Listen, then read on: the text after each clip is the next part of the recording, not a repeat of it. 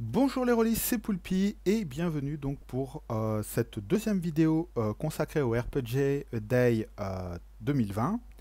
Euh, Comme ça au moins je serai dans les temps puisque du coup on est le 2 août, deuxième vidéo, c'est parfait. Et du coup le thème du jour, comme vous pouvez le voir donc sur la petite vignette donc à gauche, c'est change, changement ou changer. Et du coup, je dois avouer que j'arrivais pas à trouver qu'est-ce que je pourrais, de quoi je pourrais parler en fait sur ça. Et puis finalement, ça s'est posé comme une évidence et je vais vous parler du coup du plus gros changement dans ma pratique du jeu de rôle sur la dernière année, qui est clairement le fait que je joue désormais beaucoup en ligne, virtuellement. Alors, ça s'est un peu accentué, je pense que chez beaucoup, ça s'est accentué pendant le confinement, mais c'est une pratique que j'avais déjà commencé à avoir avant le confinement. Ça s'est un petit peu posé pendant l'année 2019. Et c'est quelque chose que j'apprécie parce que ça m'a permis tout simplement, d'une part, de jouer régulièrement. Je pense que sur les 12 derniers mois, j'ai dû plus jouer que sur j'ai dû faire plus de parties que sur les 10 dernières années avant ça, quoi. C'est pour vous donner une idée un petit peu de la pratique. Puisque je pense que je devais être facilement, là, sur la dernière année, je suis facilement à une à deux parties par mois, voire des fois je suis monté à deux parties par semaine sur certaines périodes, alors que sur l'année précédente, si je jouais deux fois par an, c'était le summum. Et donc, bah ouais, je dois avouer que c'est quelque chose que je trouve franchement cool. Donc ça, le jeu de rôle virtuel, hein, ça, c'est donc du jeu de rôle sur table, mais via des outils de table virtuelle. Donc ça peut passer par Roll20, qui est, je crois, le leader hein, principalement hein, pour jouer en ligne. Donc un site dédié qui permet d'avoir une table. Moi, personnellement, je suis passé un petit peu aussi, plutôt sur Miro. Alors Miro, pour ceux qui ne connaissent pas, c'est un simulateur de tableau blanc qui permet du coup de très facilement de faire du tirer et déposer.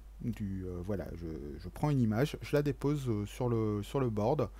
Par contre, effectivement, à part si vous rajoutez certains plugins, Miro ne gère pas les jets de dés de façon native, contrairement à Roll20.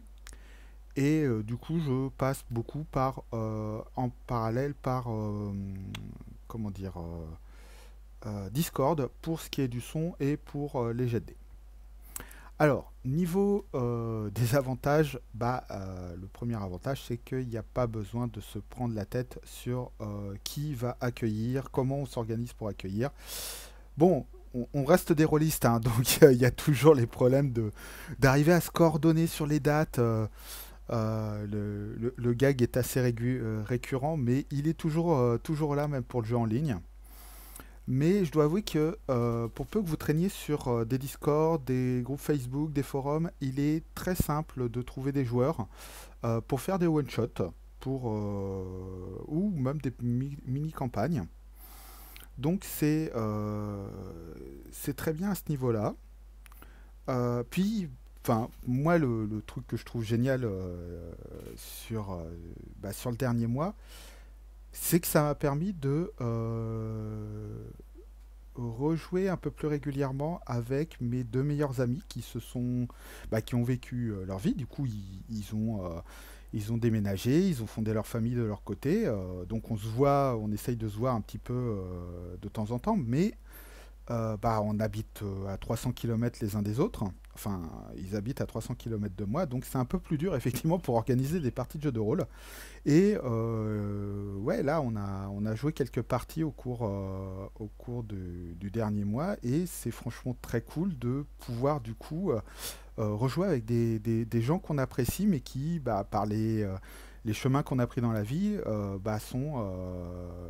peuvent être désormais assez éloignés de vous. Donc effectivement, si vous avez des amis avec qui vous avez envie de jouer, mais voilà, vous êtes éloignés les uns des autres, ou pour une raison X ou Y, vous pouvez pas quitter la maison, hein. En ce moment, avec le confinement, un certain nombre de personnes fragiles sont toujours confinées, comme moi. Du coup, c'est vrai que c'est une alternative qui vous permet de jouer malgré tout. Ça vous permet aussi enfin, je trouve qu'il est assez facile du coup d'expérimenter via ce format, puisqu'il est relativement facile du coup de trouver des gens qui sont intéressés juste pour une partie, voilà, pour un one shot où on n'a pas besoin de se prendre la tête. Est-ce que du coup on met en parenthèse la campagne habituelle pour tester autre chose parce que voilà, tu viens d'acheter un nouveau jeu de rôle, tu as envie d'y jouer parce que il te fait envie. Et du coup, en fait, j'ai trouvé qu'il était très simple de passer comme j'ai dit, par Discord, par des forums, pour trouver des joueurs intéressés par une partie, voilà, isolée, ou par une mini-campagne en, par exemple, 2 3 4 épisodes. Franchement, c'est très agréable et ça permet de faire effectivement des expérimentations. J'ai eu l'occasion, du coup, je peux pas en parler parce que j'ai signé une NDA sur ça, mais j'ai eu l'occasion, du coup, aussi de tester un jeu qui est en cours de développement. Ça va, donc je pense qu'aussi, voilà, le jeu de rôle en ligne devrait être des choses qui devraient intéresser un peu plus certains éditeurs, parce que ça peut effectivement vous permettre d'avoir un peu plus facilement accès à des groupes de joueurs variés. On se plaint toujours effectivement enfin, on se plaint régulièrement du fait que souvent sur un nouveau jeu, on se rend compte que certaines mécaniques, certaines choses ont été pas ou peu testées. Et je pense du coup que le jeu de rôle en ligne devrait être utilisé par les éditeurs un peu plus pour différencier leur panel de groupes, pour avoir un peu plus de retour, en fait. C'est ni plus ni moins un petit peu ce qu'avait fait, enfin, pas vraiment de Wizard avec D&D Next, parce que c'était pas vraiment des parties en ligne, mais ils mettaient à disposition effectivement le jeu plus un formulaire à remplir pour faire des retours effectivement sur la pratique. Voilà. Bon, derrière, moi donc je suis conquis, hein. Je suis tout à fait conquis par cette manière de jouer, parce que elle s'adapte très bien à ma situation.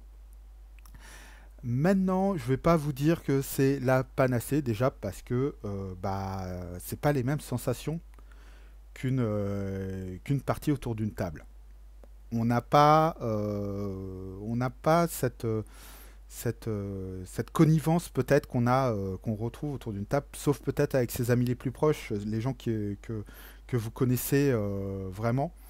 Mais c'est vrai que derrière, c'est à la fois quelque chose de bien et de décevant. C'est bien parce que ça permet peut-être plus facilement de rentrer dans la partie sans les éternelles digressions qu'on a à côté. Mais de l'autre côté, on perd un petit peu cette proximité qu'on peut avoir autour d'une table de jeu.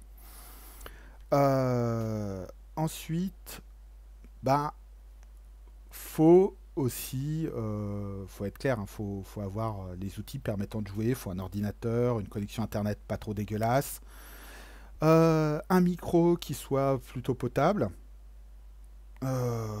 puis voilà. Je pense qu'il y a besoin que de ça, hein.